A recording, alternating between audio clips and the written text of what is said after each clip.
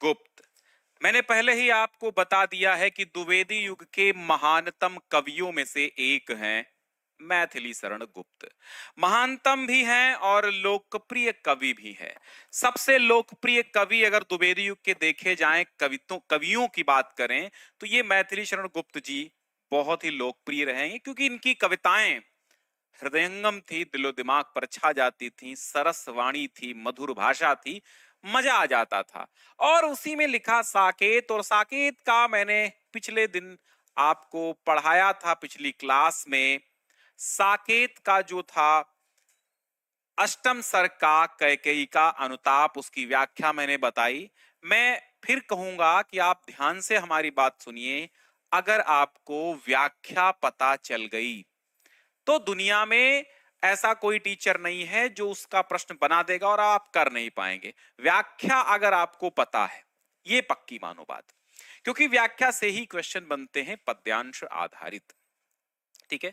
एक बुरी आदत है कि मैं गाता जरूर हूं, थोड़ा सा सुना जरूर दूंगा, क्योंकि गीत है और गीत को अगर गाया ना जाए तो गीत का लिखने का मतलब नहीं रह जाएगा। जो कविवर ने लिखा कोई मतलब नहीं था, अगर गीत को गाना ना होता तो लिखते क्यों, है ना। सिंपल सी बात है। अब इधर बरसात समाप्त हो गई है, उर्मिला विरह व्याकुल है, बरसात समाप्त हो गई है। बारिश का जब समापन होता है तो शरद ऋतु का आगमन होता है।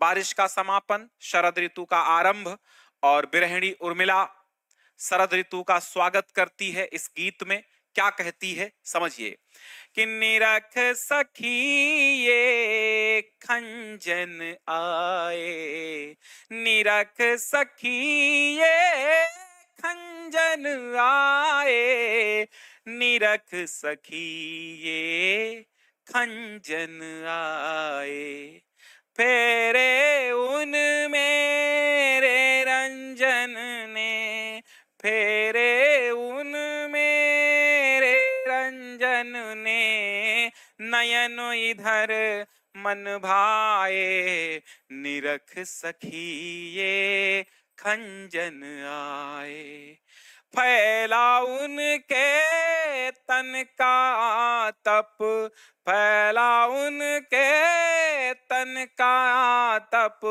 मन से सर सरसाए, निरख सखी ये खंजन। खंजन पक्षी आए हैं, और ये जो खंजन पक्षी है, ये खंजन पक्षी जब शरद ऋतु का प्रारंभ होता है तभी आते हैं। तो उर्मिला अपने सखी से कह रही है कि निरख माने देख, निरख माने देख। निरख मीन्स क्या होता है, देख सखी, ये खंजन पक्षी जो हैं वो आ गए हैं, खंजन पक्षियों का आगमन हो गया है। फेरे उन मेरे रंजन, मेरे रंजन मतलब होता है आनंदित करने वाले। क्या करने वाले, आनंदित करने वाले, रंजित करने वाले, अर्थात प्रियतम। कौन है प्रियतम, वो है आपके लक्ष्मण।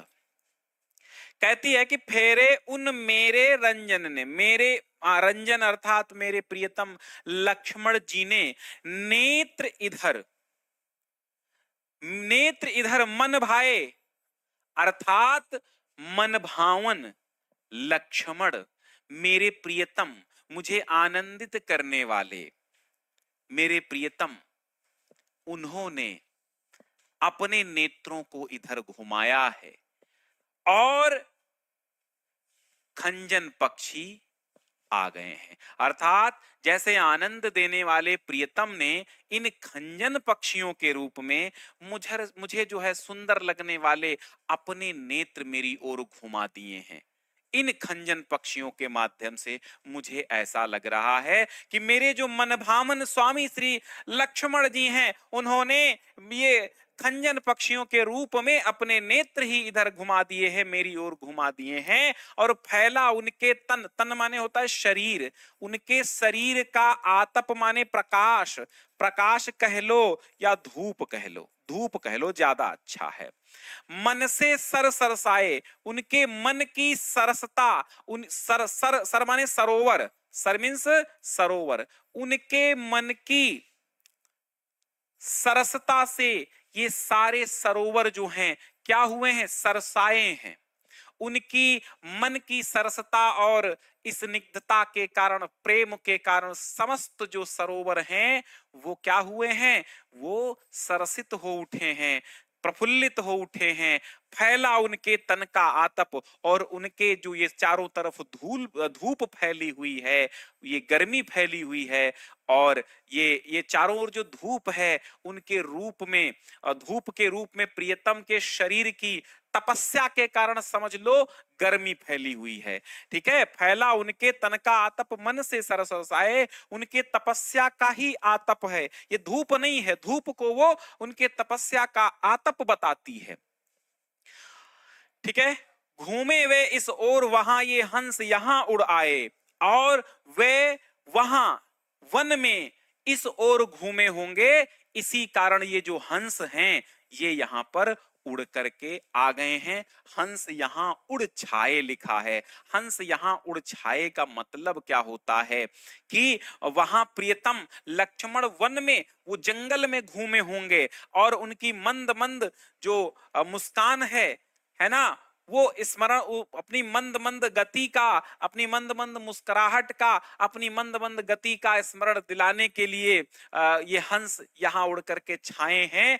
ठीक है, और फूल करके ध्यान आज इस जन का निश्चय व मुस्काए, निश्चित रूप से आज इस जन अर्थात इस उर्मिला का जरूर उनको स्मरण हुआ होगा, इसीलिए निश्चित रूप से वह मुस्कुराए होंगे। ठीक है, मुस्कुराए होंगे, इसीलिए फूल उठे हैं कमल, समस्त जो कमल हैं वो प्रफुल्लित हो उठे हैं, खिल उठे हैं, और अधर माने उनके होठों के समान ये बंदूक, बंदूक माने होता है गुल दोपहरिया के लाल पुष्प। ठीक है, गुल दोपहरिया के लाल पुष्प। ठीक है, ये लाल पुष्प जो गुल दोपहरिया के होते हैं उन्हें क्या बोलते हैं, बंदूक के पुष्प। तो बंदूक के पुष्प लाल हैं, इनके माध्यम से वो क्या उर्मिला बताती है कि करके ध्यान आज इस जन का निश्चय मुस्काए, आज इस जन का, इस उर्मिला का ध्यान करके निश्चित रूप से वह मुस्कुराए होंगे, क्योंकि समस्त फूल खिल उठे हैं, और कमल फूल उठे हैं कमल, समस्त जो कमल हैं वो प्रफुल्लित खिल उठे हैं, और उनके होठों के समान ये लाल लाल गुल दोपहरिया के पुष्प भी सुशोभित हो रहे हैं, उनके अधरों के समान लग रहे हैं स्वामी के, तो निश्चित रूप से मुस्कुराए होंगे। स्वागत स्वागत शरद भाग्य से मैंने दर्शन पाए, उर्मिला कहती है हे शरद ऋतु तुम्हारा स्वागत है, मैंने भाग्य से तुम्हारे दर्शन पाए हैं, मेरे स्वामी के प्रतीक रूप में तमाम वस्तुएं मुझे दिखाई देती हैं, तो भाग्य से मैंने आपके दर्शन पाए हैं। नभने मोती वारे लोए अश्रु अर्घ्य भर लाए, और आकाश ने ओस की बूंदों के रूप में असंख्य मोती ने उछावर कर दिए हैं। लो लो ये मेरे नेत्र जो हैं तुम्हारे स्वागत के लिए आंसू रूपी अर्घ्य लेकर प्रस्तुत हुए हैं। अर्घ्य वह जल होता है जो पूजा के लिए, चरण प्रक्षालित के लिए चढ़ाया जाता है, उसको अर्घ्य जल कहते हैं। तो ये बात समझ में आपको आ गई होगी कि उर्मिला कहना क्या चाहती है यहां पर। ठीक है, अब यहां अगर हम रस की बात करें तो पूरा का पूरा श्रृंगार रस है। क्या है, श्रृंगार रस है भैया।